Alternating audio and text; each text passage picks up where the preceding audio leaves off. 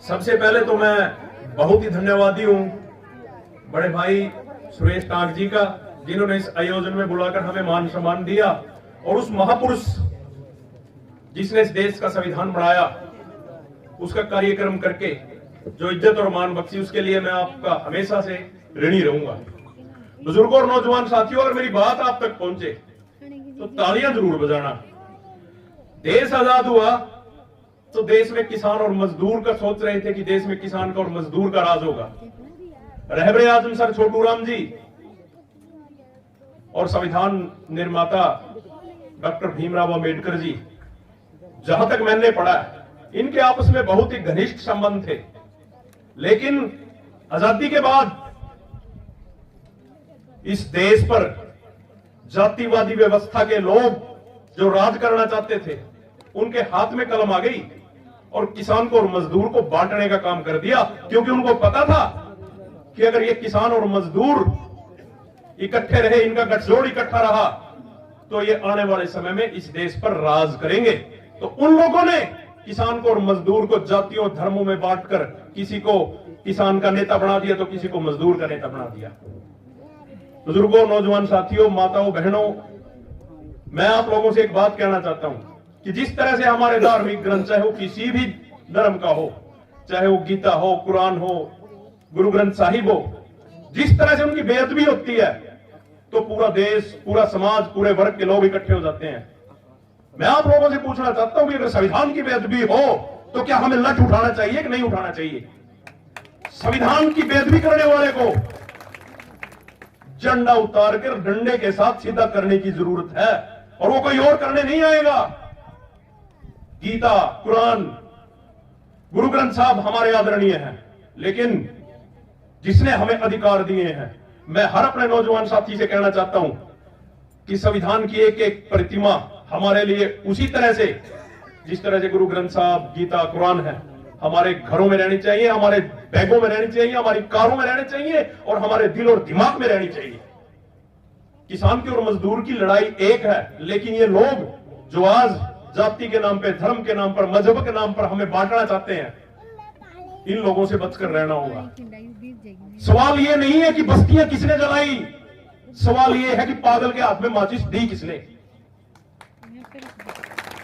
पागलों के हाथ में माचिस देने वाले हम सब हैं, लेकिन वो माचिस ये ना सोचो कि जिससे आग लगती है, वो माचिस वो है कि जब वोटिंग मशीन पर जाकर उंगली से लोग आपके नहीं हो सकते।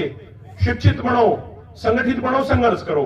बाबा साहब ने कहा था, रहबरे आजम सर छोटू राम ने कहा था कि बोले किसान दो बात मेरी मान ले, एक बोलना ले से एक दुश्मन को पहचान ले। एक तरह की सोच, एक तरह की समान विचारधारा के लोग जब इस तरह की बात करते हैं तो इस देश की सत्ता पर किसान का और मजदूर का कब्जा होना चाहिए, छात्र, व्यापारी, नौजवान का कब्जा होना चाहिए। लेकिन आज चंद ऐसे लोग जो आप लोगों को बरगलाकर, बहकाकर चुनाव के समय में जाति के नाम पर बांट देंगे, धर्म के नाम पर बांट देंगे, मजहब के नाम पर बांट देंगे, और हम लोग उनकी बगाई उनके पीछे चले जाते हैं। मैं ज्यादा बातें ना कहता, वो मंच पर सम्मानित साथी बैठे हैं, पुंडरी, हम यहाँ पुंडरी उसमें बैठे हैं। पुंडरी हल्के की अगर बात करें, 13 महीने दिल्ली में किसान आंदोलन चला, अहंकारी शासक के साथ लड़कर माफी मंगवाकर वो कानून वापसी करवाए। क्यों करवाए? क्योंकि ये लोग आपकी रोटी को तिजोरियों में कैद करना चाहते हैं, और वो तिजोरियां कहां खुली हैं आपके क्षेत्र की?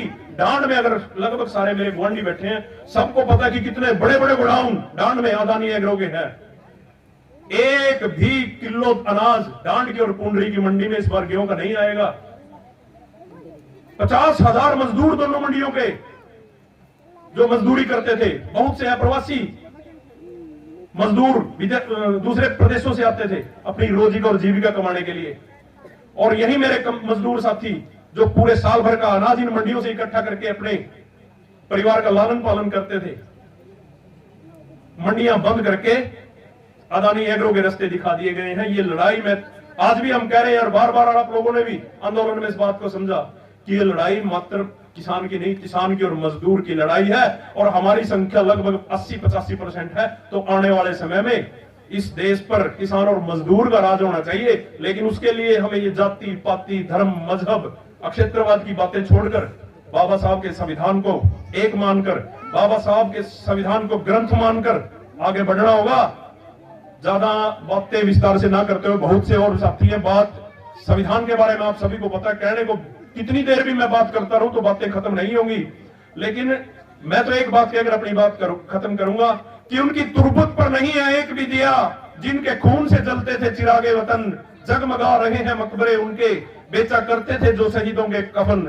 जय भीम, जय भारत, जय संविधान। मेरे साथ जोरदार, अगर आप मेरी बात से सहमत हो, किसान मजदूर का नारा लगाना, और वो नारा यहां पर बैठे इस हल्के में, इस जिले में और इस प्रदेश में जातिवादी मानसिकता के लोगों के कान तक जाना चाहिए। किसान मजदूर एकता जिंदाबाद, जिंदाबाद जिंदाबाद, किसान मजदूर एकता जिंदाबाद, जिंदाबाद जिंदाबाद। जय भीम, जय भारत, जय संविधान।